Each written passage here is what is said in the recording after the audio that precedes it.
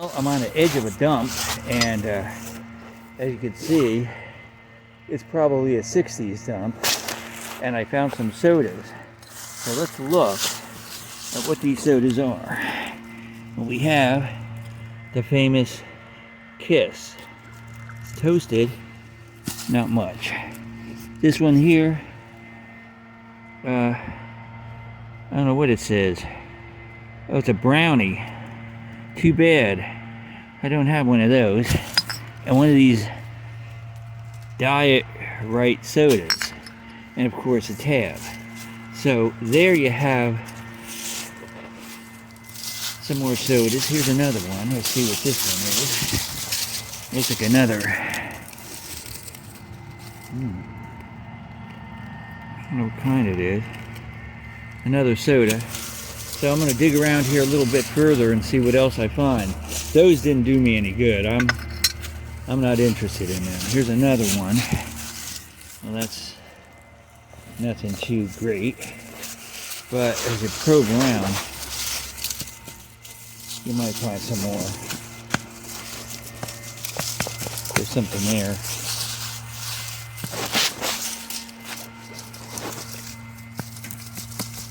But I don't know, it sounds broken. But let me go around here and hit something else right there. And if I come up with something embossed, I'll be happy. So let's see what we got in here. Well, I found a no deposit Mountain Dew bottle. It's in good condition. So I'm going to put it in my bag and see how long it lasts. It might not last, but that's the way it is. I found this. I don't know what this is. It's a perfume bottle or something, so I'll put that in there. And this thing, Avon, and a glass. But I'm gonna go back and see if I can find maybe one more. Who knows? But that's all right. That's a score. So keep going. Well, my first embossed bottle is a Tom's. It had a pyro on it because I know this bottle, but it still has Tom's on it, so I'll take it anyway. Found a Coke from the 60s, and right in this area right here, there's a lot of bricks, so as you can see, there's a lot of broken bottles in here. So let's see what else comes up here amongst the broken bricks. Well, the 60s wouldn't be the same if you didn't find a Mrs. Butterworth's. People actually like the glass one, so she has a lot of detail, so I'm going to keep her. As common as they were, this time period, bottles didn't stay in one piece, so. And then here, of course, is a curve mason, always the same as those. So, here we go, Mrs. Butterworth. Keep going. Well, this is it. This wine bottle I know about, I guess it's called a Vito or something. Relics, I don't know. But it's a federal law. I'm going to take it and I'm going. I might come back later, some other time. I found another toasted Mountain Dew. But yeah, I've had enough here. I'm going to go out and see if I can find something older. The 50s or the late 60s, early 60s just don't do it for me. So there we have it. And I'm gone. I'm at where some old homesteads were on the edge of this woods, and just a little small tract here. It was taken up by a solar field and looks like a cotton field, or they've done some timber. And I did find trash, an ashtray. So far that's jars, cans. Well, I'll look a little further and see what I can find. If not, I'll keep going. Who knows what's around here? I don't know. It's on the outskirts of a town. Forget the name of this town, but I'll remember it. So there we have that. We'll keep going. Well, we find ourselves again with the story of bottle collecting. Now, I told myself that no matter what I find, as meager as it may seem, I'm going to record this and give some information on what I found. I went out the other day and to a town that I pretty much was sure I'd find an older dump, and lo and behold, I did not.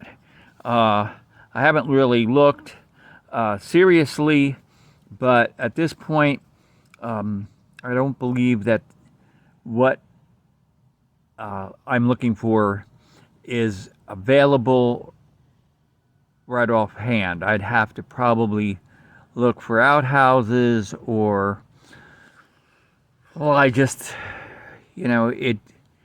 the town is just configured in a strange way, so I don't know if it's going to be possible. But anyway, I did find the earliest dump I could find was 1960s dump, and I came up with a few things that are pretty much run of the mill, so I'll just run by them real quickly.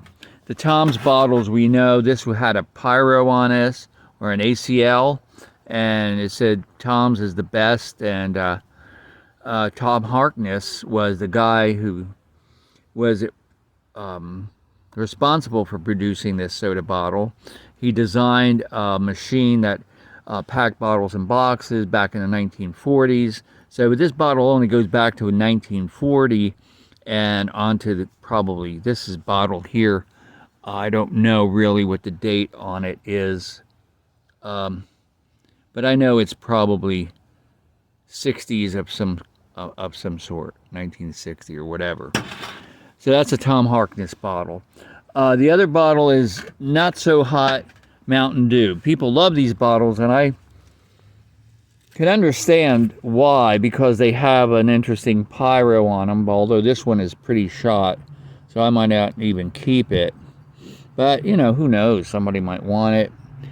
It has the hillbilly on it, and the pyro is passable, but I wouldn't say it is the best.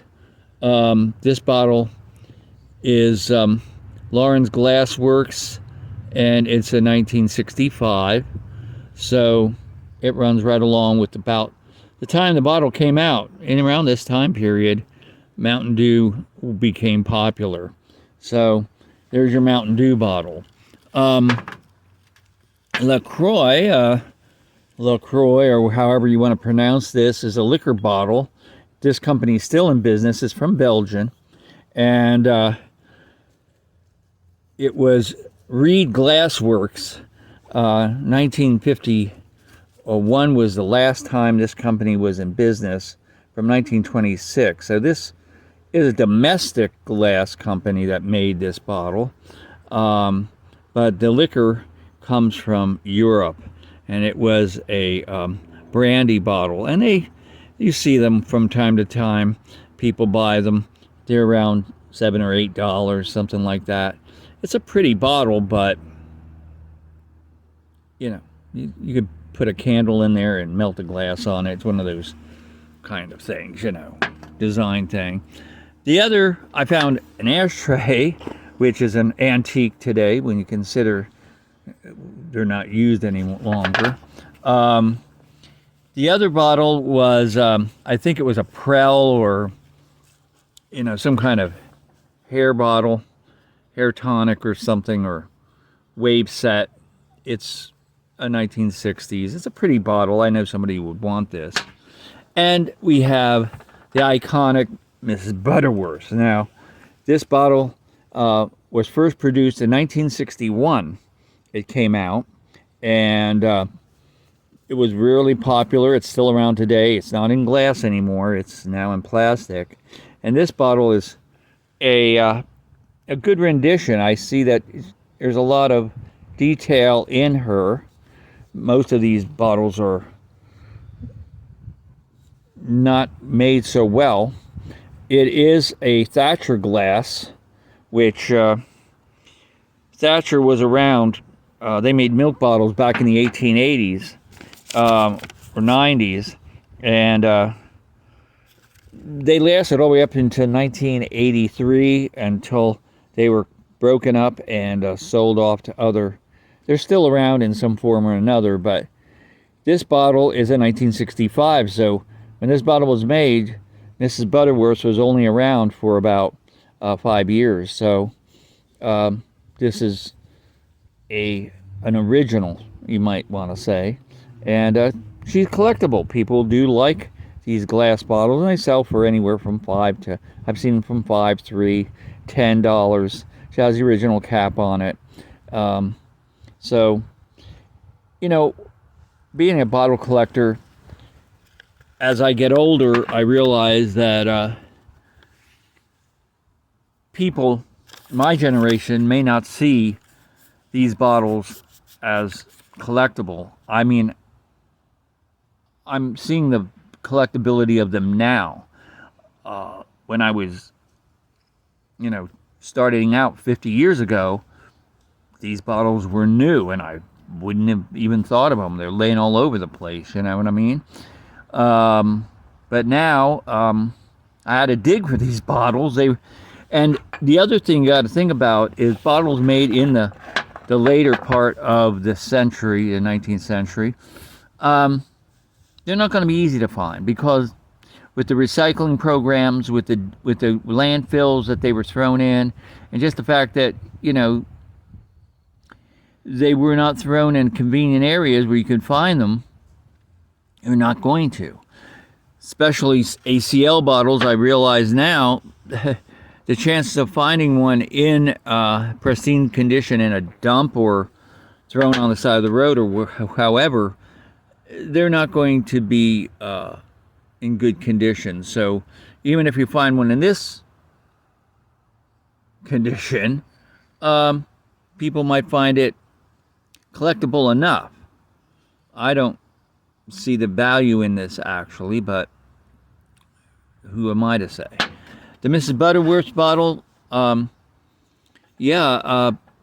this glass bottle is not easy to find if you're looking out in the woods, because landfills or dumps, household dumps, were not as common in the 60s and 70s. I mean, yeah, there's a lot of that junk laying around. Take my word for it. The 70s and 80s, there's a lot of big dumps in the woods with a lot of crap that I wouldn't even look at. But to find a Mrs. Butterworth in any condition without being broken or burned or whatever is not really easy. I'm out in the woods all the time looking, and I don't find her that easily. This guy I have found, LaCroix, I found one other time, I think. They're around. They're still making liquor. Their sites are on the internet. You have to sign in as an adult to view their site. I seen this bottle on an eBay for $10.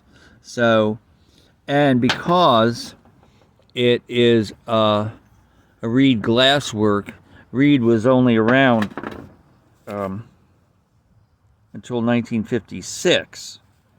They were bought up by another company, so I forget what it was, which company bought them out. But so this bottle goes back to I think I see a date of 1949. So that would make sense that this bottle was around a while before it was thrown out. It's not common. I mean, you don't see it around. It's a pretty bottle. So there you have what I found, and it might be meager pickings, and it wouldn't be really my style. I don't collect this stuff, so I'm going to just give it away or sell it for a few dollars to people who want them. But I just don't have room, and I have enough toms. I have some really nice toms with the ACL on it, and It's a fairly common bottle, Tom Harkness bottle. And I'll say Mrs. Butterworth's, is it common? Yeah, it's very common, but as the years go by, it will not be. I'm sure a lot of people are picking them up here and there at yard sales and flea markets, and this is where she might end up being sold. This here, Mountain Dew, I might just ditch it because it's got something white keeps showing up on it. It was probably near ashes or something like that. Somebody might like it, you know, who knows. Anyway, that's my pickings for the day of yesterday. I'm going to go out next week, and it's Christmas coming up, so I don't know what I'm going to do. Christmas isn't that as important a date for me as some people. Holidays in general seem to be a little off for me. I'm not going to get political on this or anything. I like Christmas. It's a good holiday. I wish people would realize that it's not the gifts, or it's just the meaning behind it. Although I'm not Christian, the meaning behind it is very humanitarian, and I agree with it. And whether you are a Christian or not, what Christ represents in humanitarian terms is good. We need more of that kind of feeling, and Christmas should be presented every day. It's not a holiday that just comes once a year. You should practice it all the time. So, I don't know. I might go out digging on Christmas Day. Who the hell knows? I mean, that, one day is another day for me. And, when you find a good bottle, when you dig a good bottle, it does feel like Christmas. So, there you go. See you later. Have a good holiday, everybody, and we'll talk to you soon. Bye.